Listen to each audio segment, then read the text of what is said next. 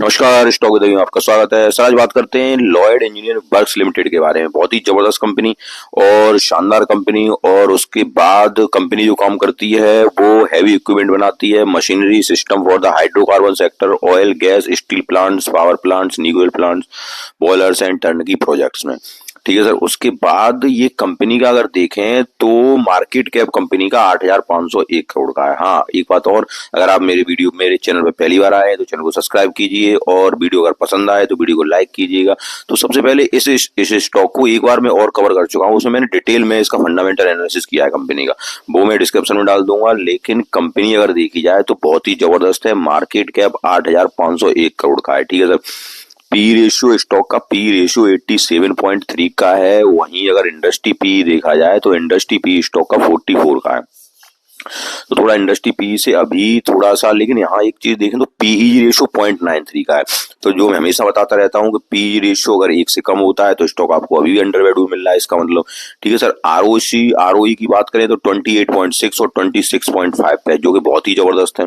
ROE यहाँ से Petros की स्कोर 4 का है। पेट्रोस की स्कोर सारी कुछ चीजें निकालने का, अगर पेट्रोस की स्कोर देखा जाए तो पेट्रोस की स्कोर आपको ये बता देता है कि कंपनी यहाँ से, जैसे पेट्रोस की स्कोर अगर 8 या 9 का होता है, ठीक है सर, तो 8 और 9 के पेट्रोस की स्कोर बहुत ही जबरदस्त होते हैं, जो कि मैं आपको कुछ 9 पॉइंट बता रहा हूँ। तो पेट्रोस की स्कोर उन्हीं के ऊपर आधारित होता है। जैसे जो 9 पॉइंट आते हैं उनमें आ जाता है नेट इनकम कंपनी का बढ़ रहा है कि नहीं बढ़ रहा है, फ्यूचर एसेट्स के रिटर्न एसेट्स बढ़ रहे हैं कि नहीं बढ़ रहे हैं, ऑपरेटिंग कैश फ्लो बढ़ रहा है कि नहीं बढ़ रहा है, लॉन्ग टर्म कर्जा कम हो रहा है कि नहीं हो रहा है। तो ये सारे पॉइंट ऐसे आ जाते हैं जिनसे आप ये पता कर सकते हो कंपनी किस तरह की है। ठीक है सर। तो पेट्रोस वो 4 का है, जो कि औसत कंपनी को दर्शा रहा है। प्लेज परसेंटेज यहाँ अच्छी बात है कि 0% की है। और कर्जा अगर देखा जाए तो कर्जा भी कंपनी के पास बहुत ही कम है। ठीक है सर। उसके बाद अगर हम थोड़ा सा प्रमोटर होल्डिंग देखें तो प्रमोटर होल्डिंग भी 56.4 की है। अब थोड़ा मैं जो मुख्य बात पे आता हूँ, क्योंकि मैंने इसका डिटेल वीडियो बनाया है लॉर्ड इंजीनियर्स का। अगर आप मेरे पहली बार आए तो अब तब भी मैं थोड़ा बहुत बताने का आपको प्रयास करता हूँ। उसके बाद अगर डीआई की होल्डिंग देखी जाए तो डीआई की होल्डिंग भी है 0.15 है। उसके बाद करंट रेशियो जो है वो करंट लायबिलिटीज और करंट एसेट्स का रेशियो होता है, जो कि थोड़ा ज्यादा रहे तब भी कोई दिक्कत की बात नहीं होती है। अब यहाँ पे थोड़ा ज्यादा ही होना चाहिए करंट रेशियो, तभी अच्छा होता है। अब यहाँ पे थोड़ा हम रिजल्ट की तरफ चलते हैं तो रिजल्ट देखिए आप। इसकी मेन बात मैं आपको आज रिजल्ट की तरफ दिखाऊंगा, ये रिजल्ट पे फोकस कराता हूँ। सितंबर माह का रिजल्ट जो है, सेल्स बढ़ गई है कंपनी की, वो हो गई है 212 करोड़ की। उसके बाद जून के क्वार्टर में 135 करोड़ की थी, जो कि सितंबर के क्वार्टर में बढ़ के 212 करोड़ हो गई है। लेकिन ऑपरेटिंग प्रॉफिट मार्जिन घटा है, जो पहले 19% था, इस बार 15% हो गया है। नेट प्रॉफिट अगर देखा जाए तो नेट प्रॉफिट पहले 21 करोड़ था, अब 28 करोड़ हो गया है। ईपीएस उसी के अनुसार बढ़ा है। तो सितंबर के क्वार्टर का, क्योंकि मैंने कहा था कि सितंबर क्वार्टर जब रिजल्ट आएगा तो मैं एक डिटेल वीडियो बनाऊंगा, तो सितंबर क्वार्टर का रिजल्ट बड़ा ही जबरदस्त दिया है कंपनी ने। तो उसके बाद अगर हम देखते हैं तो यहाँ पे प्रॉफिट एंड लॉस तो साल में एक बार ही होता है, तो प्रॉफिट एंड लॉस तो उसके बाद सेल से साल दर साल भी बढ़ रही है, इसकी कोई दिक्कत बात नहीं है। लेकिन ऑपरेटिंग प्रॉफिट मार्जिन लगातार पिछले साल से लगातार ये मेंटेन कर रखी है, 9%, फिर 17%, 16%। ठीक है सर। 3-4 सालों से इसको मेंटेन करके रखा है और 3-4 सालों से ही इसका नेट प्रॉफिट लगातार बढ़ रहा है। 6 करोड़, 37 करोड़, 80 करोड़, 97 करोड़। उसके बाद थोड़ा बैलेंस शीट पे, अगर इस बार की बैलेंस शीट पे नजर डाली जाए सितंबर माह के पे, तो यहाँ देखिए फिक्स एसेट पहले जितने कंपनी के पास थे उतने ही है, लेकिन कार्य प्रोसेस में चल रहा है। जब कार्य ये पूरा हो जाएगा, 14 करोड़ का जो काम चल रहा है, जब ये पूरा हो जाएगा तो ये फिक्स एसेट में शामिल हो जाएगा। तो इसका मतलब ये है कि कंपनी कामकाज अच्छा कर रही है।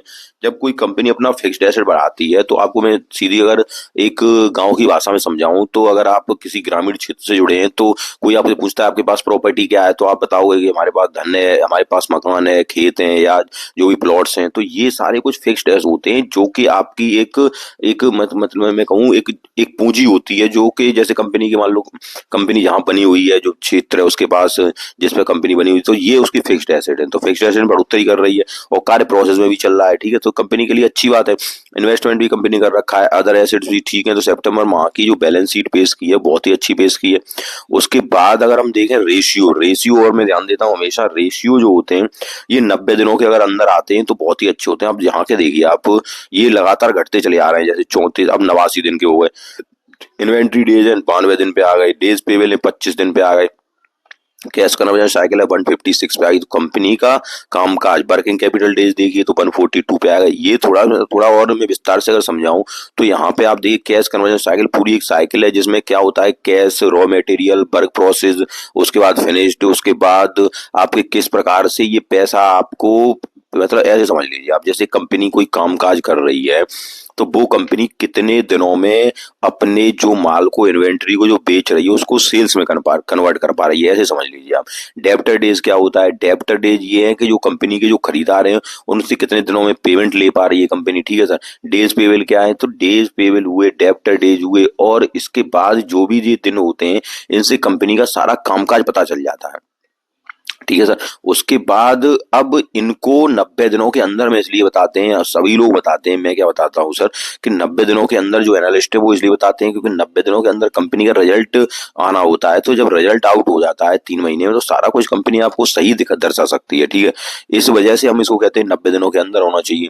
तो ये सारा कुछ ठीक है, कंपनी अच्छा काम कर रही है, अच्छा प्रदर्शन कर रही है। उसके बाद शेयर होल्डर पैटर्न भी अगर सितंबर का अगर देखते हैं तो यहाँ देखिए प्रमोटर की जो होल्डिंग है वो, प्रमोटर की होल्डिंग 57.25% है। उसके बाद एफआईआई की होल्डिंग देखिए, थोड़ा अक्टूबर की भी होल्डिंग प्रेजेंट हो गई है तो वो 56.29% है। एफआईआई ने थोड़ी होल्डिंग्स घटा ली है, डीआईआई की होल्डिंग थोड़ी घट गई है, पब्लिक की होल्डिंग थोड़ी सी बढ़ गई है स्टॉक में, ठीक है सर।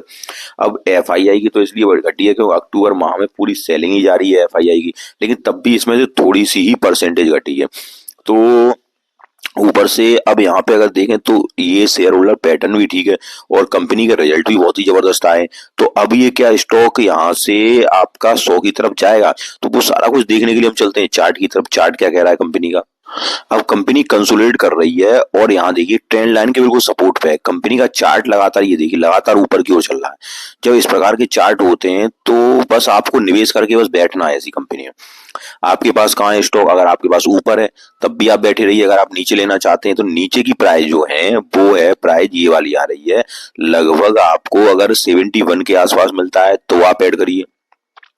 स्टॉक की रिजल्ट बेहतरीन है, फंडामेंटल जबरदस्त है, स्टॉक 100 की तरफ जाता हुआ दिखेगा। 89 से ऊपर जब ब्रेकआउट करेगा तो यहाँ से 100 की तरफ जाता हुआ दिखेगा। सबसे पहले स्टॉक का जो ट्रेंड लाइन सपोर्ट है वो 70 रुपए के पास आ रहा है। अगर आपको 70 रुपए के पास स्टॉक मिलता है तो आप ऐड करिए। थोड़ा सा नीचे मिल जाता है बाई चांस 65 रुपए के आसपास आता है, इससे नीचे जाने की संभावना बिल्कुल ही नहीं है।